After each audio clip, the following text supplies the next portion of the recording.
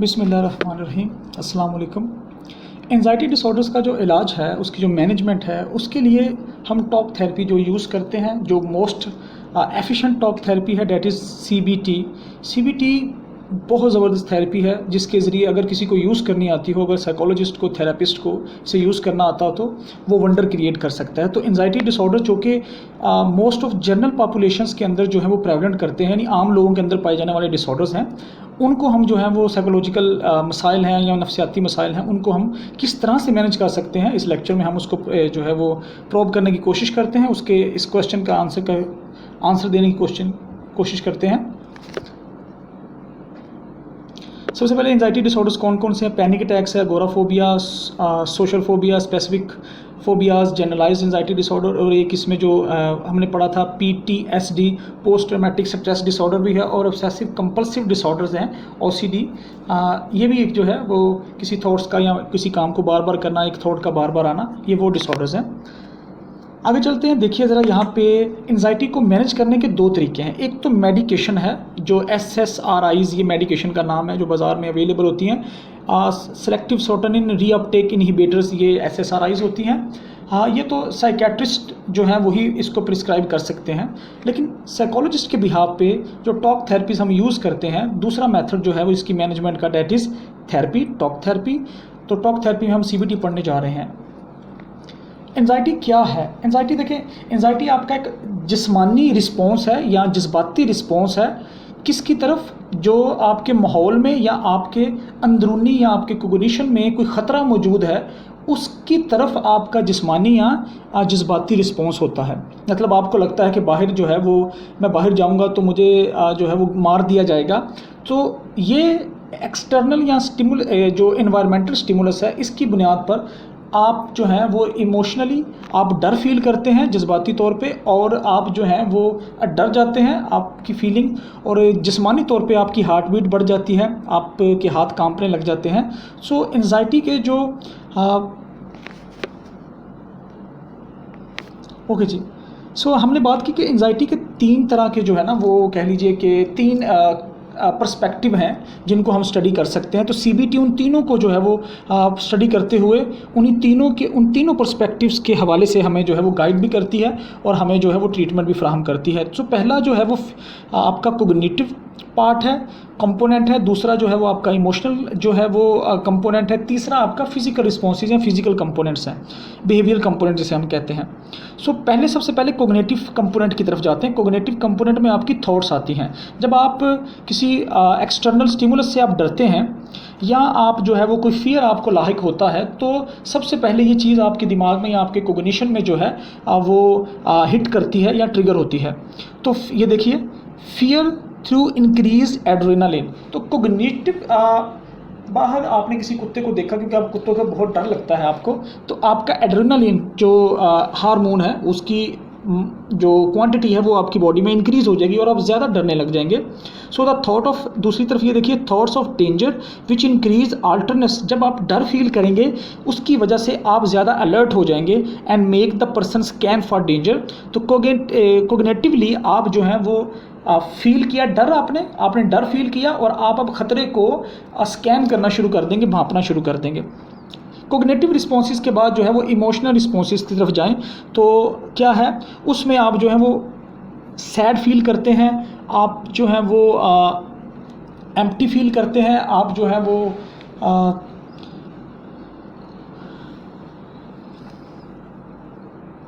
तो physical responses में देखिए, इसके फिज़िकल रिस्पॉन्सेज जो हैं वो ज़्यादा कह लीजिए कि काबिल गौर हैं, क्योंकि इन्हीं फिज़िकल रिस्पॉन्सेज को देखते हुए हमें लगता है कि कोई ऑर्गेनिक है और हमें इसकी मेडिसिन लेनी चाहिए, क्योंकि फिज़िकल रिस्पॉन्सेज को हमें जानना बहुत ज़रूरी है। तो एंजाइटी के जो फिज़िकल रिस्पॉन्सेज हैं वो कौन कौन से हैं? पहला देखें, स्वेटिंग है।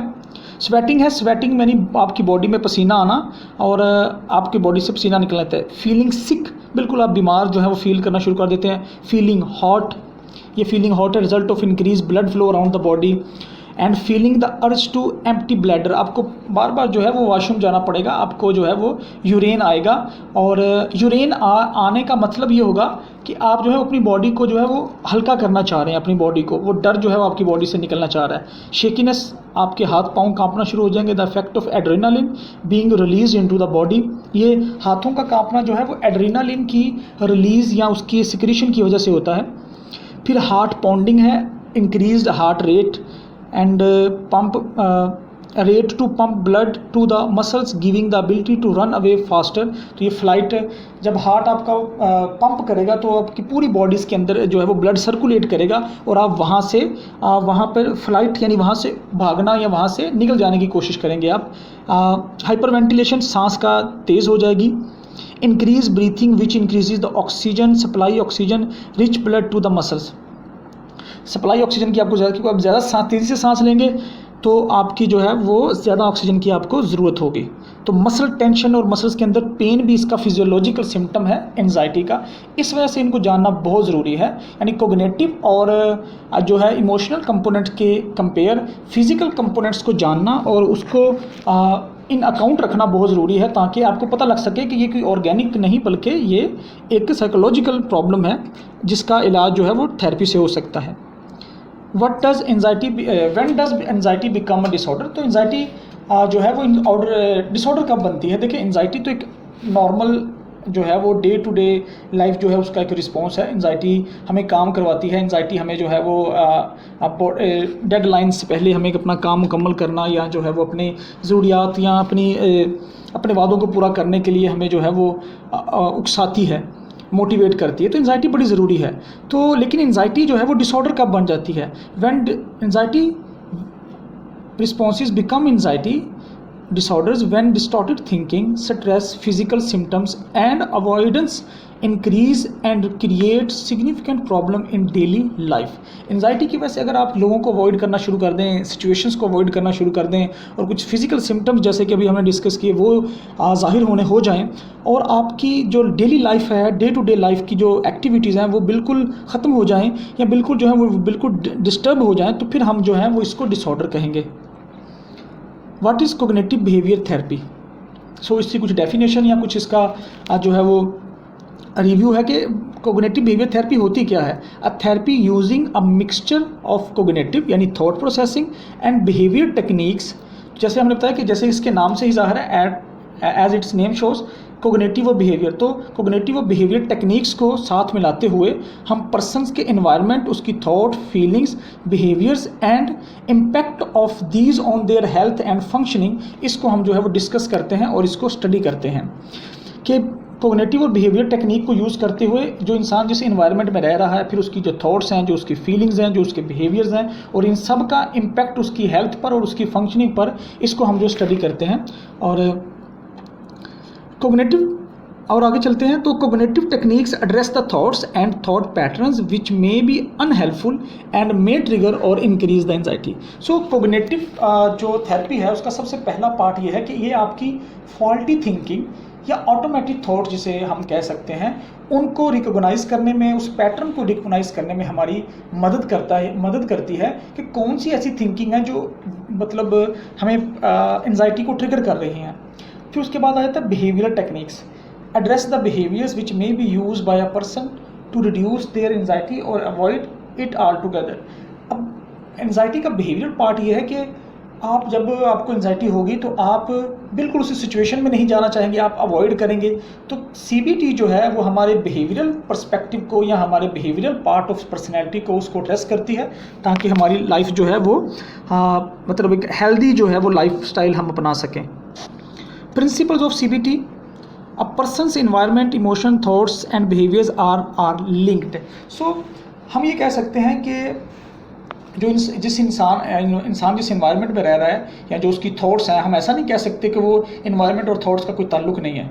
तो जो वो बिहेवियर शो करता है, जो एग्जिबिट करता है, उनका उस इन्वायरमेंट से कोई ताल्लुक नहीं है। Because today science researches have shown that environment is everything.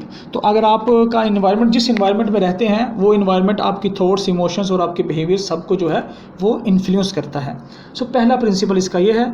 दूसरा प्रिंसिपल है our thoughts, ideas, mental images, beliefs and attitudes can sometimes be error भी हो सकता है। तो हम ये अल्टीमेट नहीं है, हमें सबसे पहला हमें ये अपने परफेक्शन के जो हमारा जो है ना वो सिराब है यानी जो धोखा है उससे बाहर निकालती है। देखें कि हमारी थॉट्स और हमारे आइडियाज़ जो हैं वो उसमें एरर भी हो सकता है, हमारे बिलीव्स और एटीट्यूड में भी एरर हो सकता है, वो गलत भी हो सकते हैं। सो इसलिए हमें उसके बारे में केयरफुल होना चाहिए। तो हमें इतना रिजिड अप्रोच नहीं अपनानी चाहिए अपने आइडियाज़ और बिलीव्स के बारे में, विच आर अनहेल्पफुल। वो आइडियाज़ जो जिसमें एरर हो सकता है वो अनहेल्पफुल होंगे and ultimately they will lead to the emotional disturbances and the physical reactions. तो वो जो अनहेल्पफुल हैं वो हमारे इमोशंस को भी डिस्टर्ब करेंगे और हमारी फिजिकल जो हेल्थ है या हमारे फिजिकल रिएक्शंस हैं, रिस्पॉन्सेज हैं, उनको भी अल्टीमेटली वो इन्फ्लुएंस करेंगे।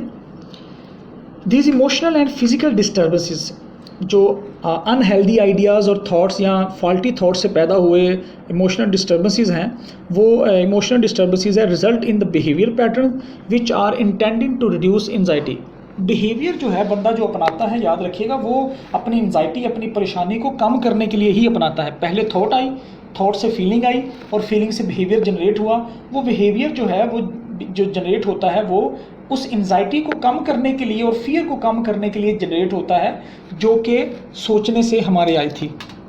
Although the behaviors may initially reduce the physical symptoms, हाँ, जो बिहेवियर हम अपनाते हैं, जैसे फॉर एग्जांपल मुझे रिजेक्शन का डर है तो मैं लोगों के सामने या स्टेज पे नहीं जाऊंगा, तो ये डर है, तो मैं इस डर से या अपनी इस एंजाइटी को कम कैसे करता हूँ, मैं लोगों के सामने नहीं जाता।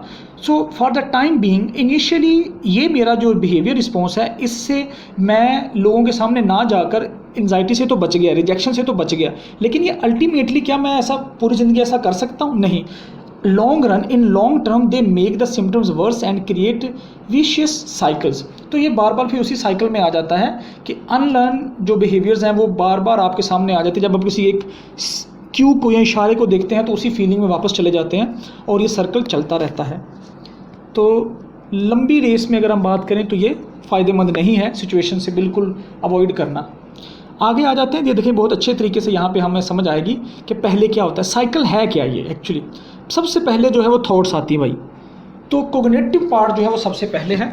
जैसे फॉर एग्जांपल कोग्निटिव पार्ट में नेगेटिव थॉट्स आएंगी, सेल्फ क्रिटिसिज्म आएगा, thinking things are going to wrong, ये सोचेंगे आप, thinking there is a dangerous, और इमेजिनिंग पीपल विल जज यू, और फिर आप सोचेंगे imagining that you will look foolish, तो आप बेवकूफ़ लगेंगे।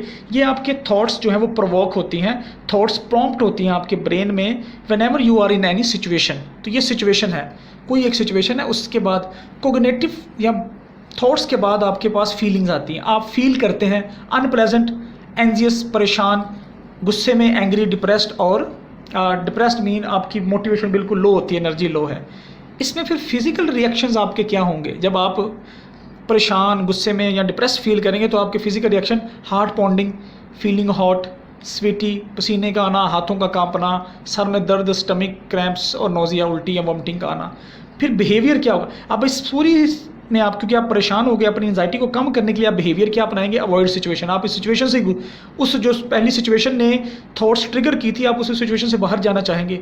रन फ्रॉम द सिचुएशन, आप उस सिचुएशन से भाग जाएंगे, स्केप कर जाएंगे। गिव अप, आप बिल्कुल हार मान जाएंगे।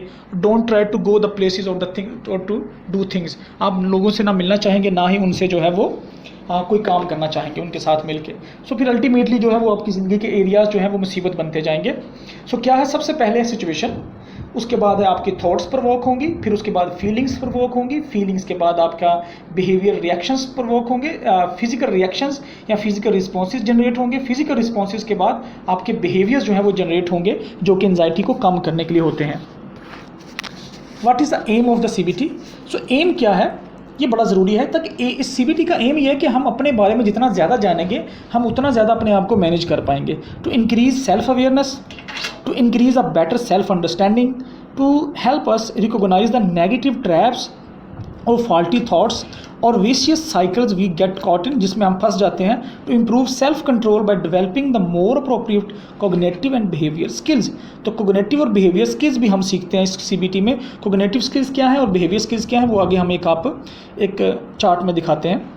तो नेगेटिव साइकिल ये वही बात है, सिचुएशन है। एक फॉर एग्जांपल आप फेल हो गए या आपकी किसी ने जो है वो भरपूर बेइज्जती की है टका के, तो क्या होगा?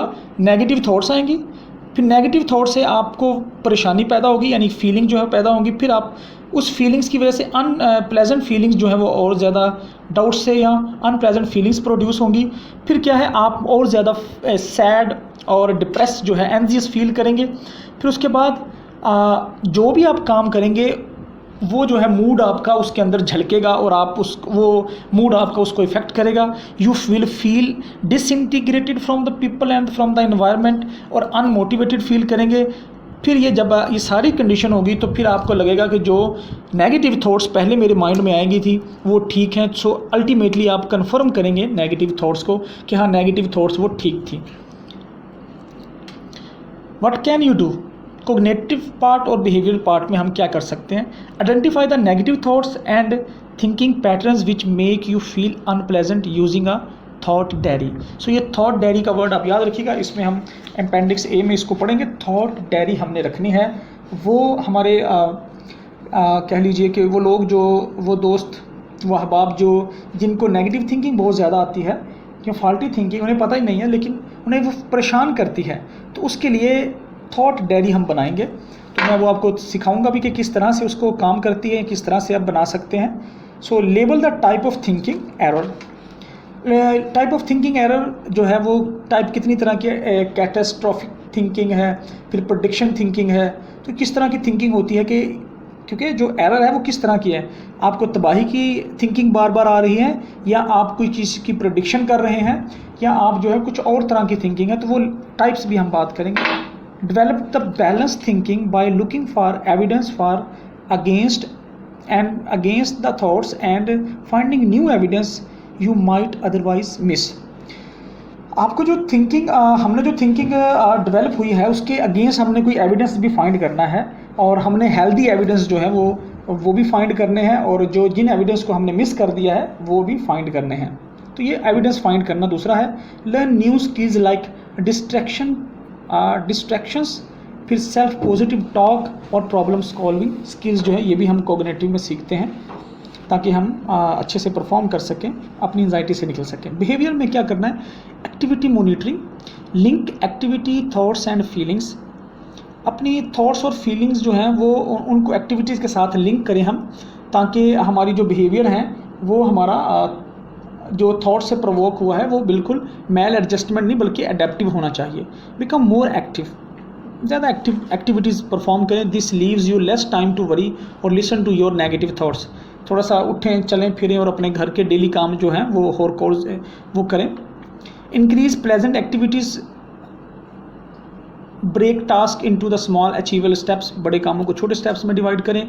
फेस योर फियर्स, ये एक्सपोजर थेरेपी की एक टाइप भी है, मतलब ये एक्सपोजर थेरेपी होती है कि जिसमें हम अपने जिस चीज़ से आप डरते हैं उस चीज़ के साथ उस चीज़ की तरफ आप जो है उसको फेस करते हैं। Try to break the negative cycles by dropping avoidance, avoid करना, स्केप करना, इसको अब छोड़ देना एज सेफ्टी बिहेवियर्स, और सेफ्टी बिहेवियर में नहीं रहना हमने, इसको ड्रॉप करना है हमने।